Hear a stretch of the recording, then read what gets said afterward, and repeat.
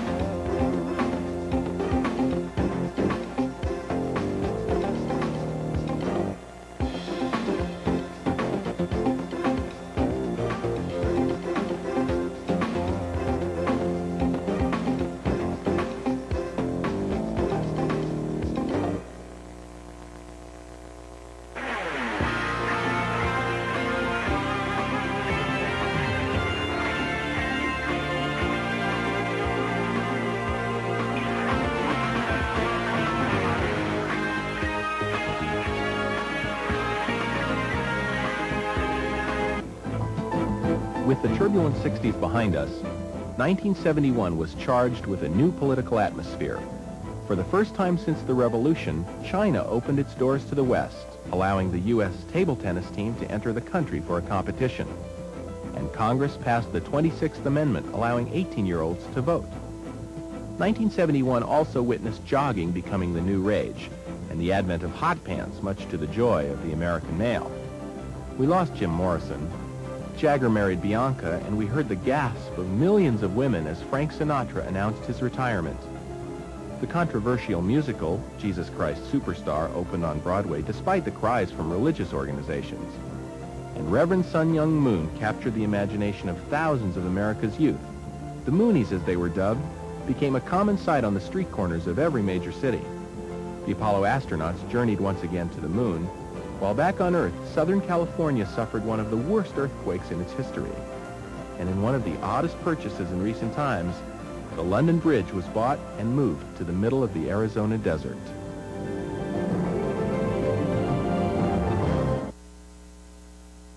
Hi, I'm Suzanne Dunn for Encore.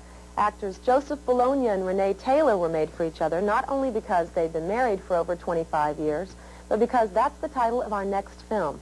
Made for Each Other was written by the couple as a vehicle for their acting talents. A couple of years before, they had been asked to adapt their hit play, Lovers and Other Strangers, into a film. Now, although they received an Academy Award nomination for their effort, Renee had wanted to star in the movie and recreate the role she played on stage. But Hollywood would have nothing of it. and she went the way of Julie Andrews in My Fair Lady, no one believing she had enough of a name to carry the film. Well, the couple would have none of that for their next venture, and after 20th Century Fox demanded and got a screen test, Bologna and Taylor were starring in their own film. Made for Each Other is the story of the relationship between Panda Gold, a Jewish girl from the Bronx, and Gig Panimba, an Italian guy from Brooklyn.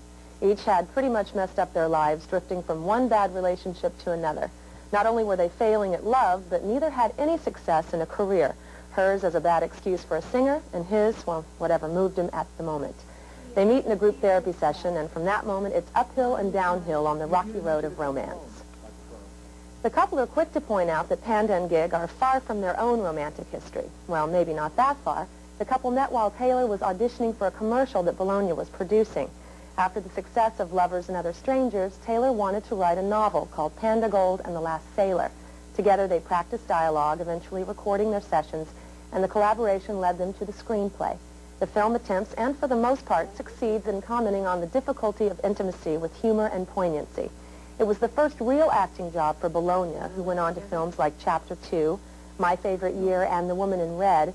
However, if Taylor wanted Made for Each Other to be a springboard for her own career, it never materialized. Although she has made some guest appearances on television and a few roles on film, she never became a leading lady.